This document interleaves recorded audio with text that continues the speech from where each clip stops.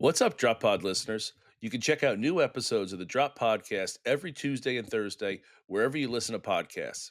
You can find all of our content on YouTube at the Drop Golf Podcast and on our socials. That's Instagram and Twitter at the Drop_pod. No matter how you consume us, like, subscribe, rate, review, all that good stuff. Follow and listen along. This episode is sponsored by Gimme Cocktails. Hey golfers, just because golf season is over in New Jersey doesn't mean you can't enjoy a taste of the course. Meet Gimme Cocktails, your favorite drink for any season. Gimme Cocktails is a family-owned business proudly based right here in Monmouth County, New Jersey. They've perfected the blend of premium vodka with either pineapple or lemonade iced tea, enhanced with a touch of effervescence. It's all natural, 7% alcohol, gluten-free, and the ultimate refresher whether you're winding down after a long day or gearing up for your next adventure. Find Gimme Cocktails at any Total Wine location, ShopRite in Middletown, Circus Liquors in Red Bank, and Huddy's in Colts Neck. Whether you're celebrating a win, unwinding after a busy day, or dreaming of next year's tee times, Gimme Cocktails is the perfect drink companion. And don't forget, drink local. When you sip Gimme Cocktails, you're supporting a New Jersey owned company dedicated to quality and community. Follow them on Instagram at gimme_cocktails or visit gimmecocktails.com to learn more. Cheers to drinking local. Gimme Cocktails. Pick it up.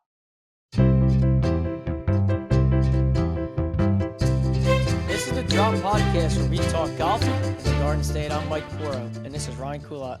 What's up, Drop Pod people? Welcome back. It is Interview Thursday. We have a huge guest on today. Mike and I were fortunate enough to sit down, spend some time with, be virtual in the world of Drew Stoltz, a.k.a. Sleeze. He is the co-host of the Subpar podcast. His partner on that is Colt Knost, who's big into, both of them are, but they're PGA analysts or getting into that world, and they're media people. They're huge names in our game, Mike, and it was a real honor, pleasure. It was really cool to have him on. He was just a great dude. Sat down with us for 45 minutes. And then we probably talked off camera for another 45. We could have get the cameras rolling and kept it going. But Drew was just a really good, down to earth dude.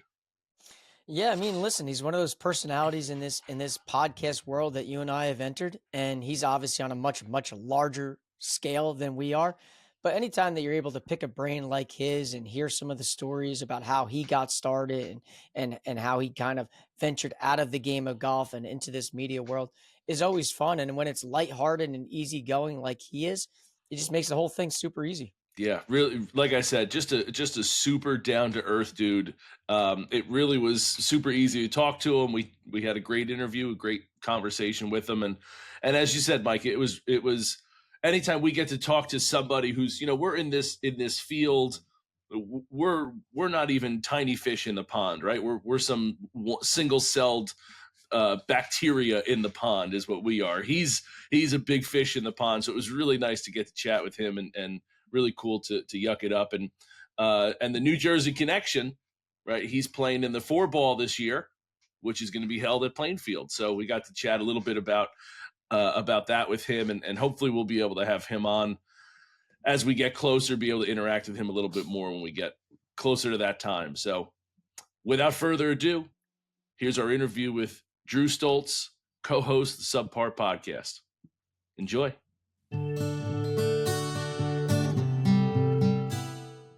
All right, so today's guest is big time here in this podcast world that Ryan and I have entered into. Today's guest is co-host of the podcast Subpar with Colt Knost. Today's guest is Drew Stoltz. Drew, thank you so much for coming on today's show.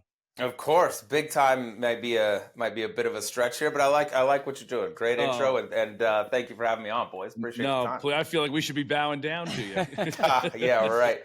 Yeah, right. No chance. Listen, I first and foremost, I know I said in the pre-show, I appreciate all the DMs back and forth. I think that goes unnoticed in terms of little guys like us trying to connect with big guys like you, that, when we're trying to evolve and get our name out there and kind of just talk to different people about how they ventured through this whole thing, people like you actually responding to guys like us does go a long way. So I do want to make sure I say thank you for that.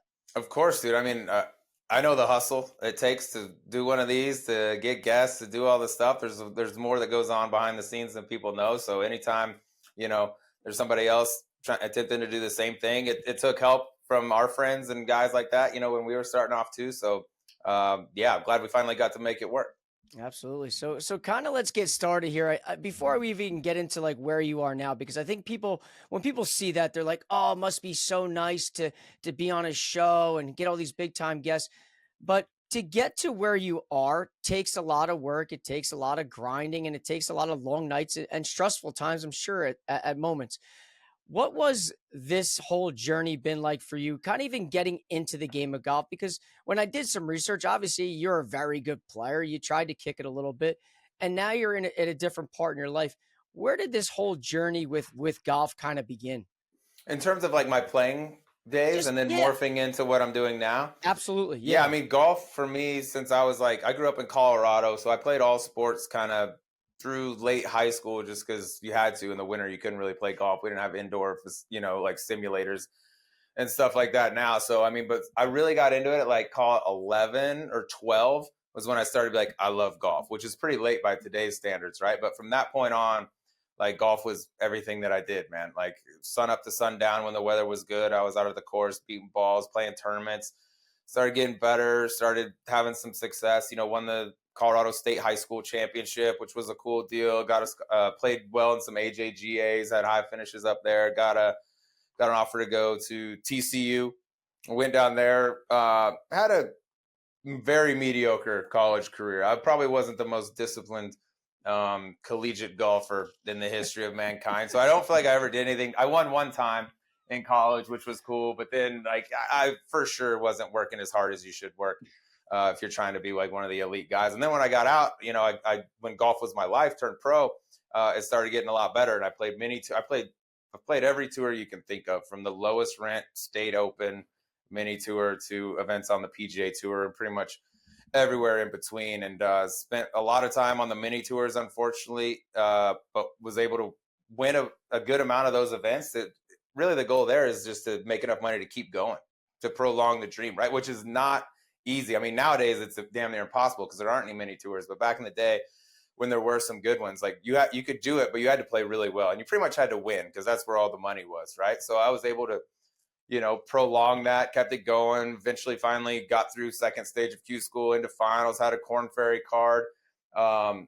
Didn't have great status, ended up doing a lot of the Monday qualifiers. I'd get in and feel like I needed to finish top 5 to, get through the next reshuffle. And then after a while, I was like, you know what? I've had enough. I set a hard stop. I was like, if I hit 30 and I'm not full-time PGA Tour member, then you give it plenty of time and it ain't in the cards, right? And also the year that I was quitting was the year that Jordan Spieth also was like 3 shots away from winning the Grand Slam at age whatever he was at the time. So I was like, maybe it's just passed you by. And then I did a variety of things, kind of before landing where I am now. It kind of came full circle. Right after I quit golf, I remember the next day I got a call from a good friend of mine, Gary McCourt. And he knew kind of where I was because I talked to him a lot about golf. I was like, dude, I'm tapped out. Like, I don't want it like that anymore. He calls me, we go to and have a sit down. And at the time, he had negotiated with SiriusXM for he and I to do a radio show together. This is while he was still at CBS. I was like, oh my God, this would be perfect. This would be the dream. And to make a long story short, at the 11th hour, it didn't happen. He was with a network at the time. They kind of controlled his media rights and pulled the plug. And he calls me, he's like, dude, sorry, it's not going to go. So from there, I was like, shit, I have no idea what to do now. It ain't golf anymore. It's really weird when your whole life has been like, you wake up, everything you do is revolving around getting better at golf. And then one day you wake up and you're like, that doesn't even matter at all anymore. So I did a number of things, man, before I kind of ended up coming full circle, started doing some golf podcasts, then got the opportunity with Golf Subpar. Colt was quitting golf. He pursued an opportunity with radio. He got an opportunity, called me to co-host. I said, absolutely. Oh, by the way, I'm about to start a podcast here over with 8amgolf.com. Why don't you join me as co-host there? And it'll all be kind of wrapped under the same umbrella. And however many years later, here we are. Yeah, that's quite the story. Yeah. Did you That's know a long Colt? answer. No, it's that's the answer we want. Like getting the background is huge. But did you know Colt from your time like coming up on mini tours and Q schools and Monday qualifiers and all that? Yeah, Colt and I got to know each other in college actually, because I went to TCU. He was just down the road at SMU. They're only like 25 minutes apart. We would see SMU every year. They would come down and play the Fort Worth Men's City Amateur, which is just a beautiful event. 3 public tracks in Fort Worth with everybody that owns a set of clubs in the Metroplex basically come down and play. And like you would get some gnarly pairings on some crazy courses. It was actually, and then by the final day, it was always like the last 3 groups were all TCU and SMU players, trying to play. So you would play together. So I got to know Colt when we were in college. We were friends, but not like hanging out, doing stuff, but like absolutely, buddies with one another. And then when I graduated, we're the same age. I moved out to Scottsdale. He stayed in Dallas. So when he would come out, we'd hang out and play. And then eventually he called me. He was like, yeah, I think I'm going to move to Scottsdale. I love it out there. And so kind of helped him, get into the club where he belongs now and get started. And things have gone from there. Yeah. It's interesting. It's you guys are such a great pairing to see like kind of that background. People have asked like Mike and I like, oh, you guys, I had one guy ask me one time, like, are you guys best friends since kindergarten? I was like, Mike and I see each other twice a year for the last 20 years. And that's really about it. They're No just kidding. like, let's start. Yeah. So it's kind of interesting to see how like the dynamics come together and work together. It's interesting. Yeah. I had no idea you guys only see each other that sporadically. Good for you guys for putting this together then. I mean, before we play golf with each other more than that now, but Well, we kind of have to. Yeah. I mean, now I have to see him. Yeah. Right. It's kind of a forced relationship now. We're kind of right. It's kind of like that marriage. You're either in it, and if you get out, forget about it. Who knows what can happen? Yeah. But I guess some of the things I have here, I kind of wrote some notes down. Like, as you shifted from being a golfer, okay, to like the grind every day, to your point of practicing all the time, to getting into this like media landscape, what are some like challenges or some obstacles that were in your way that, like you had to overcome to kind of get to where you are? Because where you are now is a pretty sweet spot. You got the guests, you got a great co-host. You clearly have your own little niche within what you two do and how you banter back and forth. Like, what are some things that it took to overcome just to get to kind of the seat that you're sitting in? I think for anybody, and you'll know this better than anyone, but like when you're first starting something, I thought we had a leg up in the sense that like we not only know, but like we're pretty good friends with a lot of the people. That rarely do we have a guy on that we're like, I've never met this guy. I've never, like, occasionally we get some agents reaching out like, hey, we just did one. We have my guy on and stuff. Like, we're like, yeah, sure. But mostly like we're friends with all these people. So like it made it a lot easier in the sense that the first podcast we did, our debut episode, I called John Rahm, was like, John, we're starting the show, like, need you to be the first guest, dude. He's like, yeah, you got it. And he comes down and like, here we are, world number 1. Like, we're bullshitting. By the end, I got him to rap. He loves rap music. And I asked him what his favorite was at the time. It was like Kendrick, I think, at the time. So we like rapped some Kendrick Lamar. And I was like, we got done with the thing. And I was like, I don't think there's anything like that out there where you can see John like in that light. You know what I mean? Yeah. Which is cool. And it's like that for so many of the guests, man. These guys are so good to us. Like, we try not to abuse the relationships and the friendships. And, when we are together on the golf course, I'm very cognizant of not like putting my phone in their face and videoing and being like, hey, here I am on the course with, name it, whatever pro. I don't want them to feel like they're like being used for that type of stuff. Although we probably miss out on like eyeballs and opportunities because of that, but I'm just sensitive to it. But I think the biggest challenge is, when we got done, I was like, I think that was an unbelievable show. World number 1, loose as a goose, having some pops, being a real dude. But I was like, it doesn't matter if no one sees it, if no one hears it. How do we get some eyeballs on that? We leaned on guys a lot more at the start in terms of like their social media. Like when they do a show, if they had a big following, like, dude, please, will you fire off a tweet and be like, yo, check me out on this podcast. We post it on Instagram, whatever, just to kind of like, you need to gain some traction. And then you get people, their fans listening, and then a bunch of them latch on, become subscribers, listen to new shows. And then it just kind of snowballs from there. But in this space, it's so crowded now. It's so saturated, as you guys know, like carving out your own lane in your own niche, and like what makes us different than the 700 other golf podcasts out there. That's probably the biggest challenge. Yeah. Right, but there's only two that matter, yours and ours. Right. That's it. And that's where it starts and that's where it ends. and that's so good. Yeah, it's so good. I've found that really tough. And Mike and I have talked about this. Like, golf for us is like, you play golf because you enjoy golf, right? That's why you got into it. You can go play with your friends, play with your dad, play with your brothers, play with whoever and have fun with it. But we've kind of turned it into this like career that, well, you're more career, Mike and I are more aggressive hobby, but it's tough to kind of differentiate between like when I'm going out to play golf with my buddies, or like if my buddy's dad invites me to go play golf with him and his brother and his dad, I'm just filling out the foursome. Like, it is a very it's a balancing act for sure. For us with like those kind of invites, for you with like, hey, I'm playing golf with my buddy John Rahm here, and I could put the camera in his face, but like, this is a fun round of golf that I'm just like, we're not playing competitive. We're just, so that balance is really tough in this game, because it is supposed to be fun for us, right? It's our passion, it's our hobby, but it's also kind of become our job too. Yeah, that's where, I guess I probably am a little maybe too cautious with it, in terms of I don't want my friends, guys that I was buddies with before any of this stuff started, to think I'm like using them For sure. in any way, right? That's like that's why I don't video shots on the course with, name like Wyndham, all these guys that people would love to see, but I'm like, dude, I don't want them to think, oh, Sleeze asked me to go play golf, he's just going to take some fucking pictures and post them. You know what I mean? To show that I'm in the mix. And like, I know that there are other guys in this industry that would be posting they'd have something every hole and be like, follow along with me while I play with Wyndham or John Rahm or Finau or, name them, Max Homa. Like, but I just don't want to be that. And I want guys to know, like, yes, I'm in the quote unquote media. I don't consider myself I'm not breaking news or reporting, right? I'm more like a personality type deal. I want to engage with guys, show how they really are, their real personalities. But I want them to know I'm like a safe space. They can, like, I've heard some news that's broken in the golf world well before it broke, and I knew what was going on, right? But I'm not like, they can tell me, and I'm not going to run out and tweet it, be like, here you go, you heard it here first. Just because I'm more sensitive to like my personal relationship and friendships than I am to like, oh, I want to get more followers on Instagram.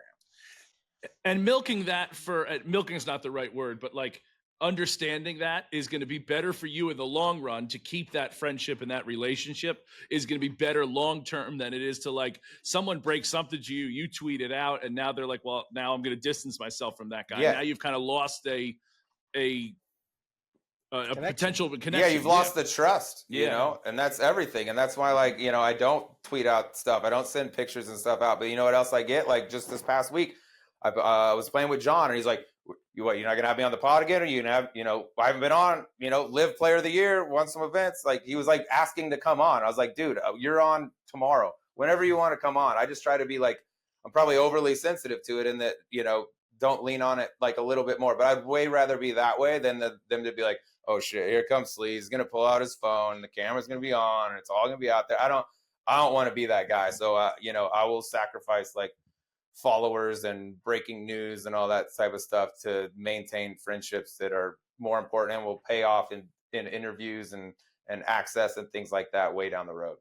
Yeah, I would consider you more of a personality than like a big J journalist. Like, I would feel like, to me, like you're a personality that, is able to connect and story tell in different ways rather than breaking the news. And I think that from my perspective is more enjoyable to watch and listen to than to read a tweet like that. So I commend you for that. I guess. Well, thank you. Yeah, because listen, no offense, it is easy. I know exactly what you're saying. Like, hey, listen, if I was out there probably with you, I'd probably be tweeting the picture and putting it on Instagram. Yeah, no doubt. Yeah.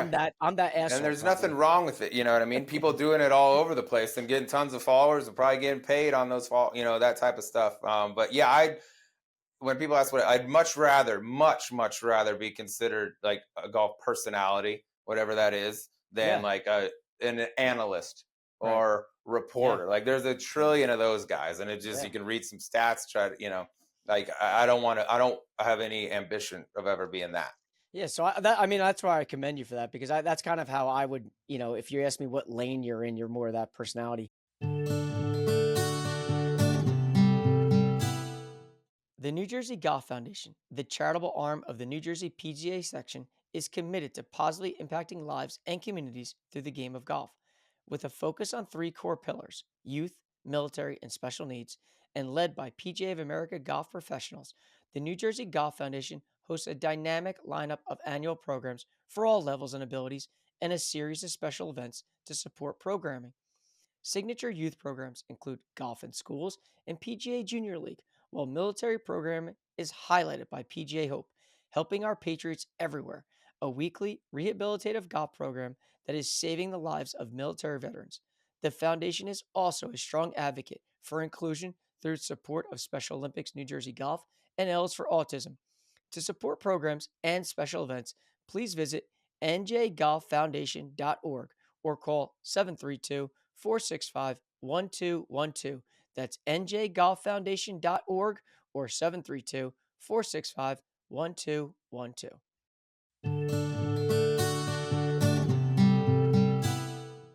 But when it comes to like the podcast, obviously, I think the rapport that you and Colt have are very good. And obviously the relationships that you have beyond the two of you, is endless.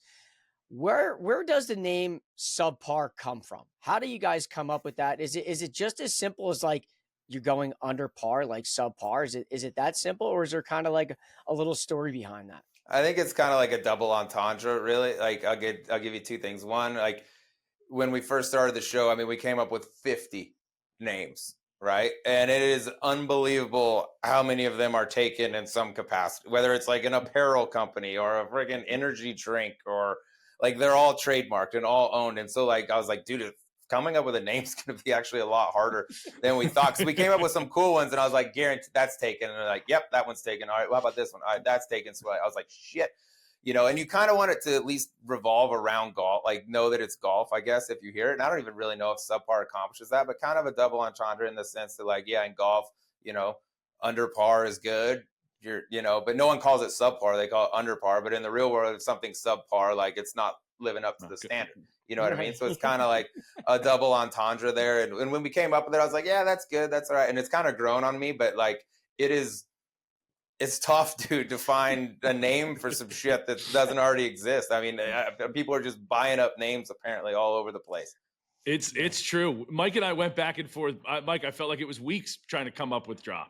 Yeah, making it golf related, like you said. Yeah, it's tough. And it's even crazy for us because when I say drop, people don't really understand. They think like dropping a golf ball, but in actuality, it's driver off the parkway, because in the New Jersey, all you do is drive on the parkway. So like when I tell people that, like, oh, that's good. I thought it was just like dropping a golf ball, because we would go back and forth like, what the hell are we going to call this thing? Yeah, I didn't know that either. I thought golf, like, yeah, the drop. But then also I was like, oh, people say like, hey, this drops tomorrow. And it's like kind of a double thing too, right? Like this is the drop. So I didn't know about the parkway though, but now I know. Yeah. Exactly. Yeah. Obviously, I got another one here before I got to get out of here, but I probably could sit here and talk to you for hours. But you've interviewed so many different people on your podcast. Like, you guys had personalities, you had big time players, like you've mentioned. Like, is there one for someone like you that stands out? Like, you know what? It was kind of maybe an outside the box type person, but it just hit. I'll tell you, when I get this question, there's a couple answers to this. I think as a whole, the one that people love the most is a guy, Mike Commodore, who, unless you're a diehard hockey guy, probably haven't heard of, but he comes on. He's a close friend of both of ours, loves golf, and he's just, dude, he's entertainment. You know what I mean? And the shit we talk about is just complete nothingness. It's like his member guests and stories. He's hilarious. He's probably the most entertaining. For me personally, and it's kind of changed, but at the time, the one that I loved the most for a long period of time was Johnny Manziel. So Johnny moved out here a handful of years ago, and this was when Johnny was like off the grid, dude. No one knew, like, he was not doing interviews, shows. You didn't know where Johnny was, and he moved out here, and we kind of have some mutual friends, got put in the same, started playing a little golf together a few times. And he's a good golfer, and he was so nice, so enjoyable. I always had a good time with him. I was like, hey, dude, would you, but I knew he was kind of standoffish in terms of like doing things publicly. was like, yo, would you want to come on the podcast? And he's like, without batting eyes, like, yeah, dude, absolutely. I was like, awesome. So we set it up. I'm talking to him pre-pod. I'm like, hey, is there anything that's like off limits? You know what I mean? That you don't want to talk about, you'd rather not bring up. And he's like, dude, you can ask me anything, whatever you want. I don't care. And we sat down and we went through his like high school days, coming into A&M, sitting for a minute, then going that win in Tuscaloosa, becoming the man to the point where like he had to have security shuttle him around from class to class. It was like the Beatles were there, to the point where they were like, you got to stop coming to campus. It's too much of a scene. Go, take online. And I'm like, his experience. And then Drake shouting him out. And so like he went from small town Texas high school kid to like Drake inviting him to parties in Vegas in like no time. And he was so open about all of it. He was so like, he didn't pass the buck or blame anyone. He's like, I made horrible choices. I own everything. It's not because I went to Cleveland. I could have done this. I didn't practice.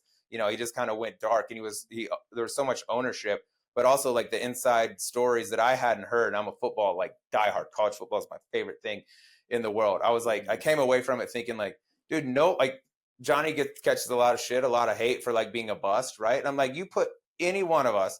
I did some really stupid shit in college at age 20 with zero money, zero fame. Now you put kerosene on all that. Here's a bunch of money. Here's a bunch of fame. The world's in the palm. LeBron wants to party with you in LA.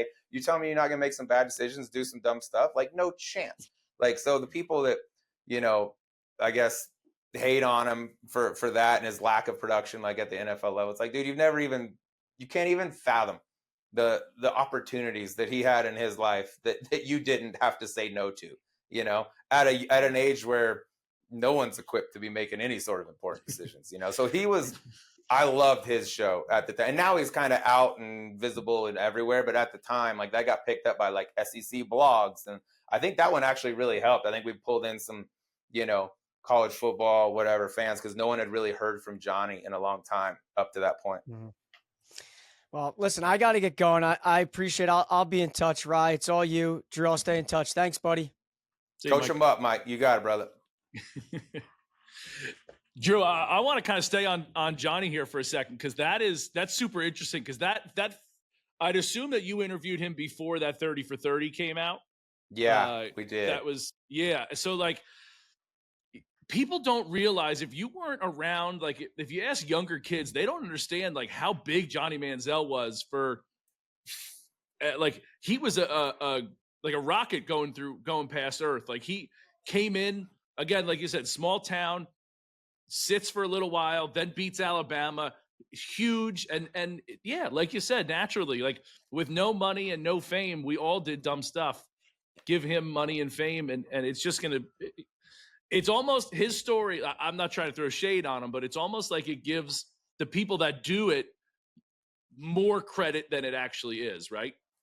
The ones that like come in and be, because a lot of guys, like he was so big. If you're a young kid, you probably don't. But like if there was NIL during that era, like Johnny would have been the highest paid guy by a million. Not even close. And then Tebow would have come in and been the guy. But like the level of like whatever you want to call it, like pop culture, like loved Johnny. You know what I mean? And that was why that interview was so cool, is we got so many behind the scenes things. We even got into like his disguise when he went to Vegas and had the mustache that went, and he was like supposed to be at practice and all this stuff. And then the 30 for 30 comes out, and I was like, I heard, then he told it to like the world. But I was like, dude, we heard this shit 2 years ago on our podcast, and some of it made news and stuff like that. But it was, I think the 30 for 30 did a little bit like for him what I think the podcast did for the people that listen, was just kind of like, he took ownership of all of it. But he was just like, I was young, I was dumb, I made horrible decisions, like, and I got to live with that. But he doesn't say it's because this guy, it's because this coach, it's because of the Browns. Like he kind of just, he owns it, which I think is all you can do. It's all you can do. And it makes him more human, or like the way he goes about it now, like it makes it more human and more relatable and more like whatever it is. But to your point, I'm also a big college football fan, so I find all that stuff fascinating. So that was a cool one for me. I wanted to ask you, where does the name Sleeze come from? Yeah, it's it developed. Let's call it. I don't even know when it started. I thought about not asking you, because I was it's fine. It's come from a place where we don't want to know where it's actually. It's not going to be what people think, but it probably started like 13, 14 years, 2010 maybe, I was playing mini tours, and there was a good buddy of mine from Colorado who was a great junior player, played in the US Open at 16, one of those kids, Derek Tolan, who's now the assistant coach at Colorado. But he would come down for periods and stay with me and play Gateway events, which was a mini tour out here at the time, which was a pretty solid mini tour. And then in between events, he and I would go play, and we'd have money games, whatever. So we were in between events one day. We're playing up at Whisperog, and it was kind of a nasty, cold day. And I wasn't hitting it my best, let's just say. I was missing fairways, missing greens, but I was getting up and down from everywhere. Meanwhile, Derek was hitting fairway, green, two putting, par, tying. And after like 7 or 8 holes, he got so I hit one in the desert going for a par 5 in 2, and he had knocked it on the green. And I hit this flop shot out of the desert, like a bunker shot, essentially, out of the desert, and it rolls up to like kick in. And he goes, "These are some of the sleaziest chips I've ever seen before." Like, so from that day, from that point on, anytime I'd miss a green, he'd be like, "Oh, here comes the sleaze," or "Let's see what this fucking sleaze ball does." And then at the end, like, we went inside, and he kind of, said the same things around the bar.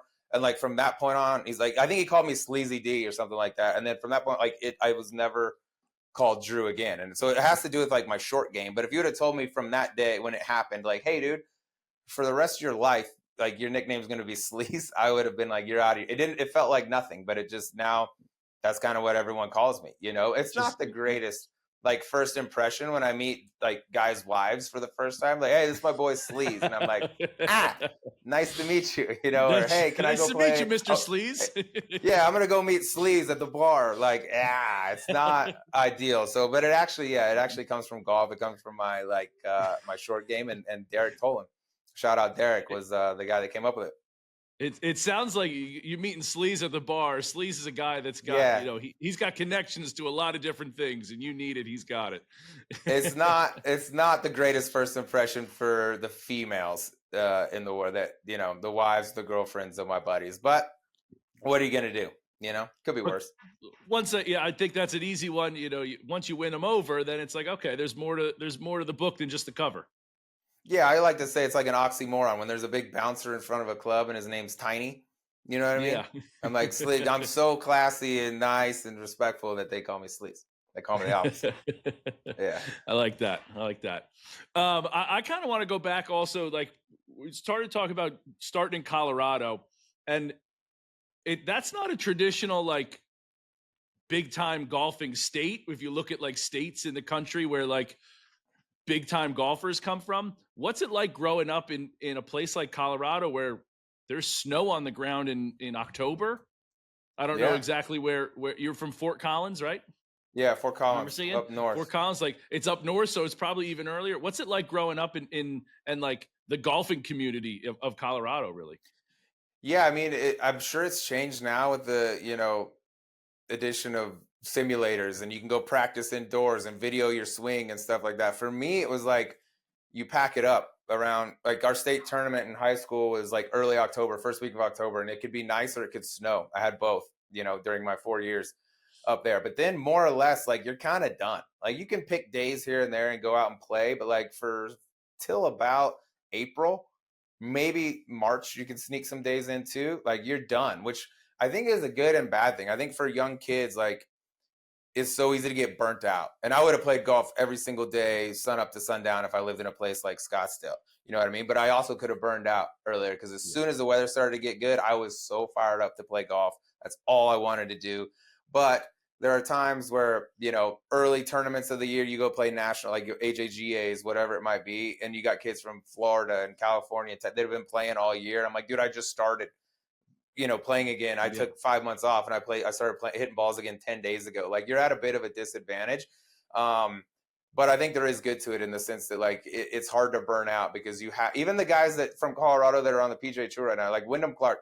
Wyndham played basketball, right? In high school also. I played basketball in high school. Mark Hubbard was a phenomenal basketball player, skied a lot too, coming up. So you kind of have to get away with it. And I think eventually, like, talent rises to the top. Once you get to college, assuming you go somewhere, where you can play year round, like, it all kind of levels out. But there's definitely like disadvantage, I think, for kids just in junior golf that are in cold weather states. But then you see, as they get to the PGA Tour, like, there's a good amount of guys that are from places that have brutal winters. The cream rises to the top eventually.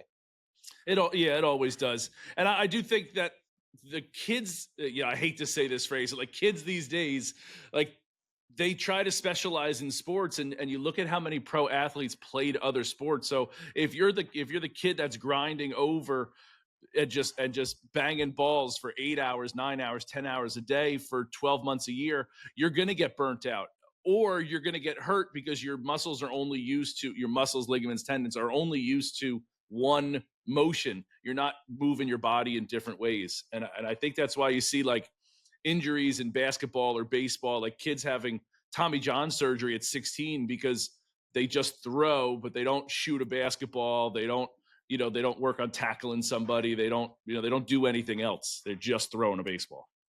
Yeah, and I think there's like a good like mentality you develop in a team sport, right? As opposed to golf, which is like individual. And I think guys that play other sports got like maybe got a little more dog in them. You know what I mean? Guys that played basketball Yeah. or whatever it might be coming up, like they've been in like a locker room and they kind of know like what goes into it. And it's every sport's so much different than golf. But like I think the biggest thing for being from Colorado is like I saw there was some junior golfers when I was coming up that I was like, man, this kid's unbeatable. This is a star. This is a future major champion and stuff like that. And like 2 years into college, I was like, what happened to that kid? Where did he go? Is he even playing anymore? Like they just burn out, they flame out. And a lot of it, I think, is because parents are the ones that are like pushing their kids. I've seen it a million times where like dads are like, forcing them to practice or hit balls or standing over them every putt. They're hitting on the putting green and telling them what to do. It's just like kids eventually are just like when they get it, you got to want it yourself. Right. And when you finally get to college and like you don't have that parental stuff, it's like if you don't want it, you don't have to do it anymore. And I think kids just flame out. And I know kids have to specialize so young these days because everyone's so good at whatever they do, and you're kind of behind the eight ball if you play two or three things. But like eventually, like I said, like the talent shakes out to the top. If you're supposed to be there, you will. But I think you can do a lot more damage than good with some of that stuff in the junior golf world. Yeah, man, I couldn't agree more. I really couldn't. And talking about what Mike and I do for our real lives, we both see it the same thing. Yeah, So y'all know as coaches. yeah, so yeah, you kind of mentioned the Johnny Manziel being an interview for you guys. That kind of like, would you say that was like the springboard? That's the big one that kind of put you on the map, so to speak, or do you have a different one that you feel is like, hey, we made it, kind of thing? Yeah, that's a good question because I remember I used to like track our listeners, right? I'd ask our producer like, "How'd that one do? How'd that one do?" And I can remember distinctly like the first time we hit 5,000 listens, I was like, "Whoa, sick! 5,000, awesome!" And then when we got to 10,000, like, "Oh my god, 10,000 listens!" Then it was 20, like, and I've kind of stopped like paying attention now, but I do think Johnny probably helped just in the exposure that interview got. But I don't necessarily know that a lot of people that look at that are golf fans. I'm sure there were some. The one that I can remember that did like huge numbers and probably helped us a lot and still does every time he comes on is Jordan Spieth. We went to Dallas. We did it in person at Royal Oaks, had some drinks, got into some fun stuff. And like that one, the first time we had Jordan on, that one to this day is probably, and that was earlier when we had a smaller viewership, fan base or whatever. To this day, it's probably one of the most listened to episodes. So I think Jordan's got like a crazy loyal fan base out there that love the kid, and they should, by the way, because he's a fucking stud and he's as nice as they come, and he's exactly what you think he is. But if I was pointing to like a golfer, I think Jordan is probably like a big springboard for us in terms of like exposure, because he has all these like Twitter accounts that just follow Jordan Spieth, right? And then they would post it, and another one would post it, and another, and all of a sudden here they all come. Right. So everyone's got a tracker now, right? Yeah, they all got like these tracker, trackers, Tiger and tracker, yeah. Jordan's like one of the most. I think we get a lot of young kids that love Jordan Spieth, and you also like people that are older also love Jordan. Like he's one of those guys, man. That's why we call him. I mean, he's the golden child. Yeah, he's transcendent ages there. Yeah. Do you have like so now like the podcast is rocking and rolling? You got you said you're not in the journalism, but you're the golf personality, right? Where do you see this going for you? Put yourself 5 years down the line. Like, what are we doing? What does it look like? Does it look much different than we got now? Like, where's your vision here? It's a great question. I'm not a great like planner, like, hey, which is probably the wrong way. Like, hey, I want to get to this destination. How do I get there? I kind of just go with the way things go, let opportunities present themselves, and then kind of adapt from there. So like this show's gone incredibly well. It's gone better than I think either Colt or I could have expected. It's turned into a real thing. We just signed a contract. We're going to continue doing it under the 8 a.m. who we're with. And then if you ask me like, which I've had people ask, and what would you do if you could do like anything? I'll tell you the stuff I like. And there's getting to be a little bit more of it, but like I use the David Letterman show on Netflix. My next guest needs no introduction. He like goes to the hometown of these certain guys, like Chappelle. Let's take for instance. He goes to Ohio in his house, walked around town, like his upbringing, all this stuff, and then they sit down and do like a long form interview. And Letterman's hilarious guy, but like they're like kind of serious interviews, right? With little splatters of funny here and there. And I personally love like the behind the scenes kind of in depth stuff. That's why like I'm a big boxing fan, a big fight fan. I love the like all access or the 24/7s, like the lead ups to the fight where they're in the gym training, working out. Oh, they're at home eating with their kids or their girlfriend or family or whatever. Like a lot of times I like that more than the actual fight itself. So I would probably lean towards like creating some sort of a series where it's like that. And it's like probably just like, it doesn't have to all be, it wouldn't all be golf. You know what I mean? If I was picking it, it would be just people that I find interesting and or entertaining. So something like that I think would be my kind of dream scenario, if you want to call it that. I do love that all access stuff too, like the stuff for and I'm blank, Hard Knocks, like that's such a cool one where you get like the behind the scenes like view of it, and you get to, that would allow you to get to talk to these people as people and maybe put a face to not a face to a name, but like we see these people and we look at them as like, this is a golfer, right? Like we started with John Rahm. Like I didn't know John Rahm liked rap. I didn't know that he could spit Kendrick Lamar lyrics, but like seeing him in that light would be super cool. And that makes him more of a person. Cause a lot of time we look at celebrities as like these holier than thou kind of people. And we look up to them, and you can still look up to them and still, but now you make it a little more relatable. Cause hey, I like Kendrick Lamar. I can spit some Kendrick lyrics, and Rahm can too. So now you can look at that as like a connection point there. Yeah, and I think that's like the goal of our show on Subpar. Like my favorite thing, and I've told this to a lot of people, is when I get messages after a show and be like, just listen to your interview with so and so. Used to hate that guy, couldn't stand it. Now I love him. I'm rooting for him. Like that's the whole goal, is like, because the way guys come across on TV, on the golf course, or their little 30-second Golf Channel interviews afterwards, like aren't who they are in real life. And a lot of these guys got a lot of juice, but you don't necessarily see it like on the golf course. So that's the goal with Subpar, is to like, we'll get the golf info, but like I want people to feel like they know the guy now, they have a relationship. And that's why I think like this, kind of Letterman mock type show would be that, but like, kind of on steroids. I love that. Well, hey, you got my info. If you want to come, you want me to be your first guy, I can be the guinea pig for you. Deal. Yeah, dude. We'll cruise around Jersey. You show me all the spots. Done. How's the golf game? You playing a lot? You get to get out, or what's our golf game like? I'm very sporadic with my golf. It comes in spurts. Like I played 3 days in a row, member guests, whatever. I just played the grass clippings deal. And then I might not play for a couple weeks depending on like work. And I got little kids too, which that makes it harder to like sneak out. But I'm coming into golf season right now. So I played a little bit. I played a decent amount the last few weeks. I got some stuff coming up. We have a cool pro scratch event at Whisper Rock early in January, where I'm playing with a dude, Quade Cummins, who I'm like just kind of getting to know, but that'll be fun. But there's a ton of tour guys, Corn Ferry guys and stuff that play in that. So I'm coming into it right now, and I'll pretty much just gear up, try to be ready for the USGA 4-ball. That's kind of like my thing that I circle and try for, and we've been close a couple times now. But haven't gotten it done. And after that, like summer times, I'm pretty light with the golf. And then, but now, starting now through like, the 4-ball is kind of, that's my go time. That's good. The 4-ball is kind of like the end of the season for you?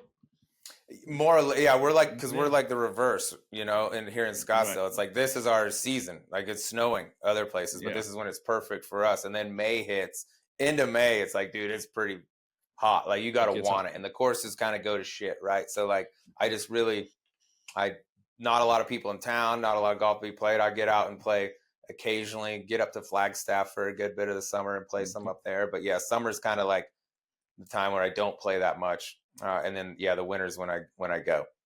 Okay. So Yeah. you run into Riggs at all? Yeah, just Ever in was Scottsdale? I was just with Riggs a couple nights ago. We had our father-son tournament here up at the Rock. Riggs was there with his pops. Got to meet Mr. Nice. Riggs, chatted Oh, up. okay. Yeah, we run into like we got a bunch of mutual friends. He belongs to the club now. He just joined, or he got in like I don't know, last 6 months ago, a year ago. So yeah, I run into Riggs like a good bit. Very cool. Yeah, it was funny that you.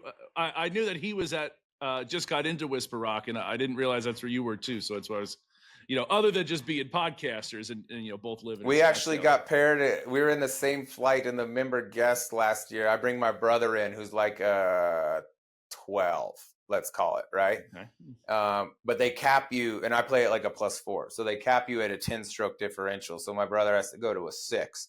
And we go into a flight with Riggs. Played him in the final match. He played with Corey Kispert, who plays for the Washington Wizards, who's a fucking stud, by the way. Great dude. And yeah, we had a good time in that deal. So yeah, we get out once in a while in terms of like actually on the golf course, but it's more hanging around, having a few pops in the grill. Love that. Yeah. On the pod here, Mike and I have said that like he's more like the Riggs because he's like the guy who's on the phone, he's doing the connections, making all that, and I'm more like Trent. I'm more the, didn't grow up in golf, didn't like play as a youngster. That was that's kind of the thing that we go back and forth with. It's just kind of funny. Yeah, you represent the everyman. The everyman. That's exactly who's coming into the game late but loves the game. Yeah, exactly. So, hey, can I call you Sleeze? I'd be offended if you didn't. Oh, my man, Sleeze, thank you so much for joining. This has been awesome. I appreciate, as we said at the top, someone of your caliber that holds as much weight as you do. Really appreciate you jumping on, spending some time with us, and just kind of yucking it up. And would love to have you on again anytime you want to. You just let us know.